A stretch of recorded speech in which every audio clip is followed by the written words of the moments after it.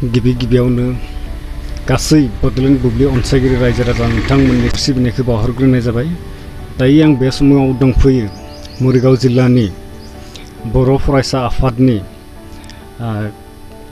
गोबां बोसोरनिफ्रायनो खामानि मावबोनाय 2004 मायथाइनिफ्रायनो बिथाङा सासे लोगो नेहाथारिमोन। बिनि उनावहाय लेङाइ आफादगिरि मोनदों। बिनि उनाव दासिमबो बिथाङा एडभाइजार महरै खामानि मावगासिनो दं। बिथांनिफ्राय जोङो माखासे खोथा मिथिनि। गिबियावनो नोंथांखौ बरायनाय जाबाय जोंनि बड'लेण्ड बुब्लि नखरनि जानानै। खुलुमबाय आंबो बड'लेण्ड बुब्लिखौ। आच्चा सार, दायो नोंथांनिफ्राय मिथिनो लुबैदों जोंनि बे बर' बिजोंनि सायावनो एसे मोगा-मोगि लानाय जागोन। सेथि सोंथि दङ, गोबां बर' दैदेनगिरिफोर एबा माहाजोनफोर आरो फोरोंगिरिफोरा मानो गाव गावनि फिसाफोरखौ बर' बिजोङाव फरायहोआ? बे मोनसे बाथ्रा, गिदिर बाथ्रा। मानोना थारमाने बे जिबिला फोरोंगिरिफोराबो जे बर' बिजोंनि सायाव माने जि बिसास फोथायनाय बिथांमोनाबो गैया। बेखायनो बिथांमोना मा जायो खालायदो माने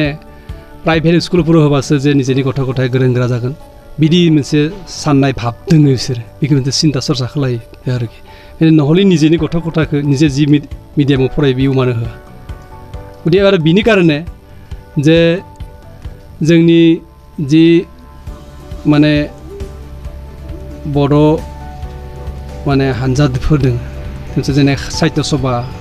एबसु, बिथांमोनाबो सम सम बे माने फरायसाफोरखौ निजेनि जि टिचारनि जि गथ' गथायफोरखौ मानो होआ, बेखौ मोनसे सावरायलायनाय गेजेराव माबायदि खालायबा जे गथ' गथायखौ होनाय बेबस्था खालायनांगोन, बेखौ बेबस्था खालायनांगौ। आरो सरकारनिबो किसु माने दुरबलता दं। जि परिबेक्स होनांगौ जोंनि जि मिडियामाव, जोंनि प्राइभेटआव बा जि बेलेग एसामिस मिडियामाव जिखिनि फेसिलिटि होनाय बाथ्रा दङ, सुबिदा दङ, बे सुबिदाखौ सरकाराबो जोंनि बे जों बर' बिजोंजों फरायनाय बिदि जोंनि माने बर' मिडियामफोराव फेसिलिटिखौ माने होनो हादों आं सानाखै थारमाने। गथिखे बेनिफ्राय आं खावलायनांगोन जे सरकारखौबो जे जोंनि बे बर' मिडियाम फरायसालिफोरावबो जाहाथे सुबिदाफोरखौ जि फेसिलिटि थानांगौ आरोखि। जेने कम्पिउटार, आजिखालि कम्पिउटार जुग, कम्पिउटार थानाय बा लेट्रिन, फेन, लाइन, दैनि बिदिबो फेसिलिटिखौ लाखिनो हानाय, गार्डेन सार्डेन थानाय बिदि फेसिलिटिखौ लाखिनो हाबा निस्सय जि टिचाराबो निजेनि गथ' गथायखौ इयाव लाखिगोन आरो आदार माने गार्जेनफोराबो इयाव होगोन होननानै आं आसा खालामदों आरो आंनि फोरोंगिरि। बिदिब्ला नोंथांनिफ्राय रोखायै मिथिखानाय जाबाय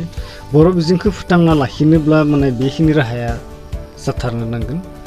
बेवहायनो मोनसे सोंथि, जायफोर बर' बिजोंनि फोरोंगिरि बिथांमोना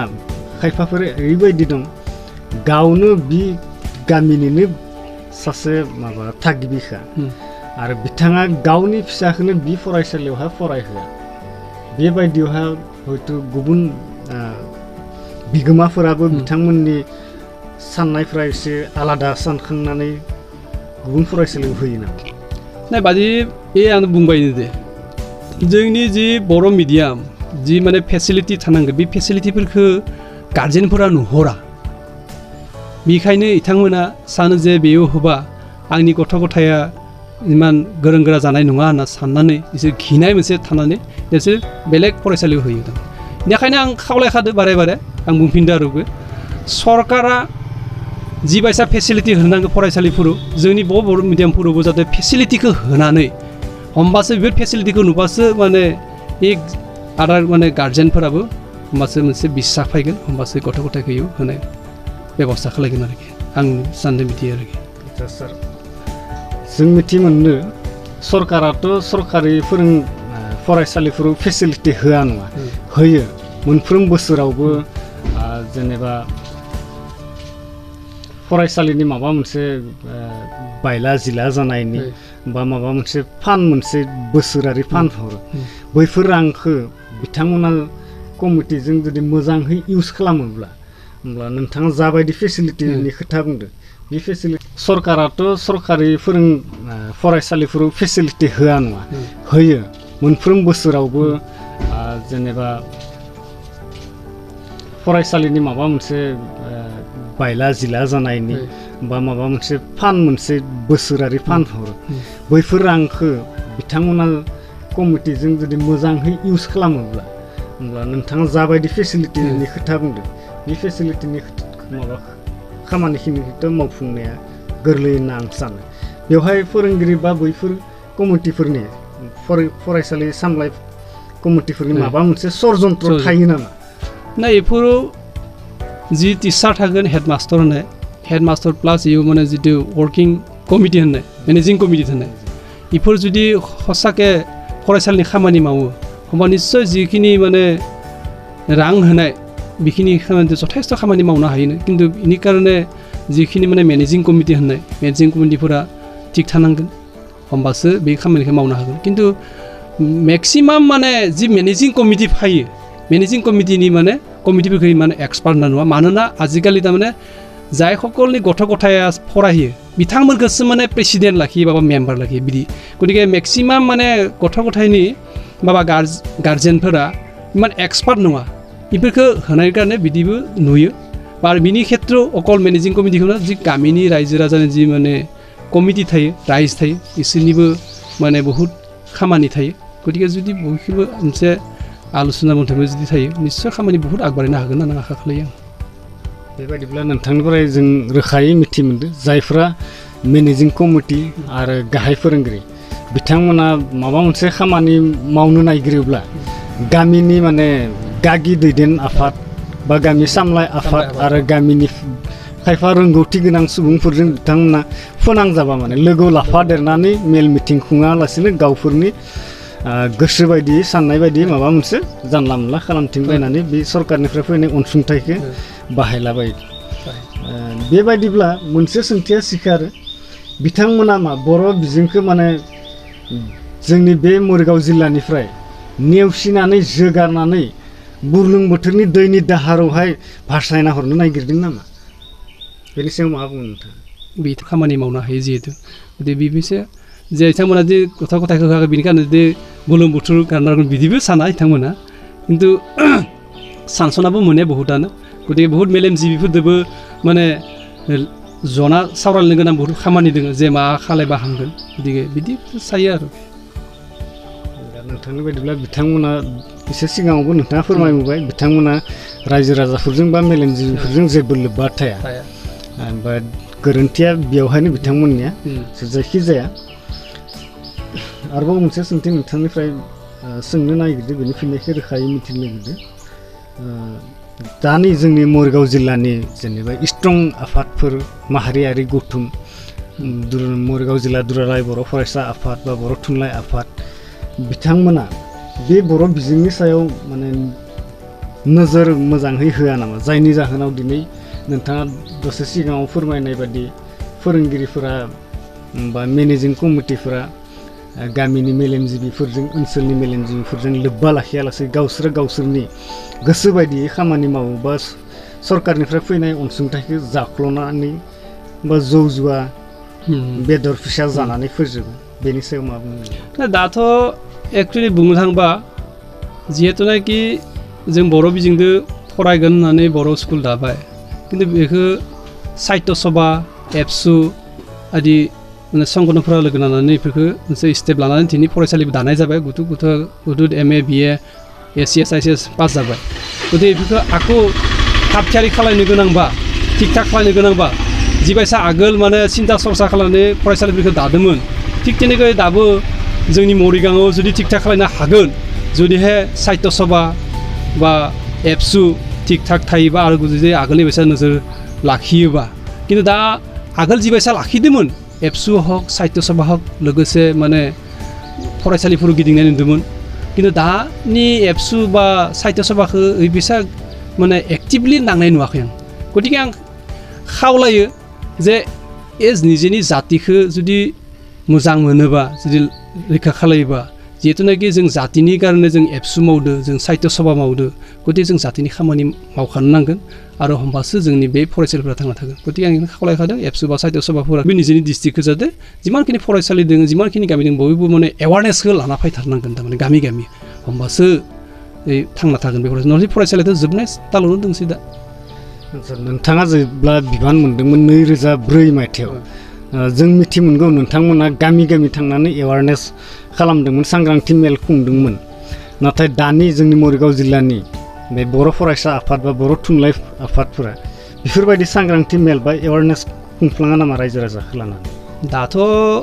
खुंनायखौ नुवाखै आं जेब्ला दंमोन बिबानाव होमबाथ' आं बहुद एवारनेस खालामदों बहुद गामि गामि गिदिंदों बहुद फरायसालि गिदिंदों जों बहुद एक्टिभलि जों नांदोंमोन खिन्थु दानिफोरखौ नुवाखै दाथ' मोनसेबो मिटिं बुनाय खोनाया मोनसे प्रग्राम लानाय खोनाया जोंथ' आगोल बहुद प्रग्राम खालामदों दा एबसुखौ हक बा साहित्य सभाखौ जों माने सेन्ट्रेलाव थांलाय फैलाय खोनायो खिन्थु बाखि लकेलिटि जि प्रग्राम खालामनांगौ बेफोर प्रग्रामखौ खालामनायखौ नुवाखै गतिके आं नोंथांमोननि बे बड'लेण्ड रादाबनि थ्रुयै आं खावलायदों जोंनि डिस्ट्रिक्टनि माने एबसु हक साहित्य सभा हक आबब हक बा बाथौ हारि हक बयबो लोगो नांनानै जोंनि जातिनि जि समस्या दङ अकल फरायसालिनि बाथ्रा नङा अन्यान्य माने जातिनि जिखुनु समस्याखौ जाहाथे समायथा खालामनो जाहाथे मोनसे एवारनेस प्रग्राम खालायो गामि गामि बेखौसो आं खावलायदों आरो गुदि बयनिबो सार आरोबाव मोनसे सोंथि जोंनि मरिगावनि खोथाखौ जों दोनथ'बाय मानो होनबा जोंनि मरिगावआव नोंथाङा दायो फोरमायखाबाय बिदि एवारनेस बा सांग्रांथि मेल खुङा ओंखायनो जोंनि बर' बिजोङा मरिगावआवहाय लोरबां जालांदों नाथाय गुबुन डिस्ट्रिक्टफोरावथ' खुंगासिनो थायो जों नुगासिनोबो थायो आरो जों ससियेल मिडियायाव गोबां भाइरेल जानायबो नुबाय थायो अब्लाबो बे एबारनि मेट्रिक आनजादनि जितु SSLC नि जितु फिथाइ बेवहाय जोंनि बर' बिजोंनिफ्राय माने टप 10 लिस्टआवहाय सासेबो आवग्रिनो हायाखै बे मानि थाखाय आवग्रिनो हायाखै ना जोंनि दैदेनगिरिफ्रा सेबाजों मोजाङै सोमोन्दो लाखिया नामा जोंनि दैदेनगिरिफोरा धरलक आं बुंदोंना सरकारदोबो मोजाङै लोब्बाना थाया बा सेबादो जिबायसा लोब्बाना थानानै जिबायसा सेबादो जुगाजुग लाखिनांगोन बेबायसा लाखिनायखौ आं बिसा नुहराखै आं गतिके आं भाबियो जोंनि जि दैदेनगिरिथों बिथांमोना सेबादोबो मोजाङै लोब्बा लाखिनानै आरो जितु सरकारि जि खा सुबिदा फेसिलिटिफोरखौबो बयखौबो मोजाङै लोब्बाना थाया बा सेबादो जिबायसा लोब्बाना थानानै जिबायसा सेबादो जुगाजुग लाखिनांगोन बेबायसा लाखिनायखौ आं बिसा नुहराखै आं गतिके आं भाबियो जोंनि जि दैदेनगिरिथों बिथांमोना सेबादोबो मोजाङै लोब्बा लाखिनानै आरो जितु सरकारि जि खा सुबिदा फेसिलिटिफोरखौबो बयखौबो माने लानाय बेबस्था खालामगोन जों आं माने जोंनि जि दैदेनगिरिफोर दङ दैदेनगिरिफोरखौ आं बेखौ खावलायनाय आरो बेनिखायनो दिनै जि टप 10 मोननांगौमोन जि टप 10खौ मोननाय जायाखै जोंनि माने बर' मिडियामनिफोरनि एबारनि जोंनि बर' बिजोंनि बेलायावहाय UN एकाडेमि एबा प्राइभेट फरायसालिफोराव बांसिन माने मार्क लानानै उथ्रिसारनो हादों नाथाय जोंनि मरिगावल' नङा आसामावनो आरो गोबां फरायसालिफोराव सरकारि फरायसालिफोराव मोजां मार्क लानानै डिस्टिंक्सन बा स्टार लानानै माने मोजां फिथाइ लानो हायाखै बेनि गुबै जाहोना मा होनना बुंनो नागिरो दा आं आगोलबो बुंदों जितु माने फेसिलिटि होनांगौ फरायसालिफोराव स्टुडेन्टफोरखौ आरो मेक्सिमाम जि टिचार जिबायसा स्टुडेन्टखौ माने फोरोंनो नांगौ बेबायसा माने सरकारि स्कुल फरायसालिफोराव बेबायसा टिचारखौ नुवाखैमोन जितु क्वालिटि टिचार होनना बुङो आरोखि क्वालिटि टिचारखौ जों सरकारि फरायसालिफोराव नुनो मोना गतिके आं सरकारखौ बा खावलायो जोंनि जि प्राइभेटफोर जितु क्वालिटि टिचार थायो जोंनि सरकारि फरायसालिफोरावबो माने क्वालिटि टिचारनि बेबस्थाखौ खालामनांगौ आरोखि होमबासो सरकारि मिडियामफोराबो जितु माने टप 10 होमबासो जानो हागोन दिनै प्राइभेट मिडियामफोरा मानो जानो हादों इयाव माने क्वालिटि होननाय टिचारा दङ इयाव खिन्थु सरकारि क्वालिटि टिचार होननायफोरा बुस्थु एक नम्बर बिदि थाखानांगोन क्वालिटि टिचार थाबासो होमबासो जागोन क्वालिटि टिचार थायाबा खालि नाम मात्र टिचार जाबा जानाय नङा जों दायो होमब्ला बेबायदि क्वालिटि टिचार मोननांगौब्ला मा राहा लानांगोन बेखौ आजिखालि जिबायसा माने मा बुङो बे टेट गतिके बेबायसा टेट सिस्टेम लानानै मोनसे इन्टारभिउ सिस्टेम थानांगोन बेनि हमबासो जुदि ओरैनो डाइरेक्ट माने इनि स्कुल सार्टिफिकेटखौ नायनानै MA BA नायनानै होबाय इनि खिन्थु जि मा क्वालिटि दङ बे क्वालिटिखौ सरकारा बिसार खालामनानै उपयुक्त टिचारखौ एपइन्टमेन्ट होनाय बेबस्था थानांगोन होमबासो जागोन आरोखि नहले जानाय नङा ओरैनो जानला मानला टिचारखौ एपइन्टमेन्ट होबाथ' जानाय नङा आं बुंदों बारे बारे क्वालिटि थाखानांगोन क्वालिटि थाथारनांगोन नोंथांनिफ्राय जों मिथि मोनदों बे आदब आरो गुन गोनां सोलोंथाइ मावथांखिनि सायावहाय माने सरकारा जेबो बिहोमा होआखै बेनि लोगोआव जोंनि मरिगाव जिल्लायावहाबो जेनेबा माहारियारि गौथुमफोरा जेबो स्टेप लायाखै बे स्टेपखौ लाहोनो थाखाय नोंथाङा मा खालामनो नागिरो आंथ' बारे बारे बुंदों जोंनि जेबिलाक माने अर्गेनाइजफोरहा जुदि सोरबा माने गोजाम जादों बेफोरखौ सोलाय सोल' खालामनो जे एक्टिभलि जाय नांनो हायो जेबिलाक एक्सपार्ट बेफोरखौ बिबान होनाय बेबस्था खालामनांगोन आरोखि होमबासो सार बेवहायनो बे मोनसे खामानिखौ खालामनो हायो नामा दा आथिखालनि जा जोंनि मरिगाव जिल्लानि बर' बिजोंनि थासारि बेखौ नायनानै जोंनि माहारियारि गौथुमफोरा आबसु हक बा बर' थुनलाइ आफादानो जाथों बिथांमोना बे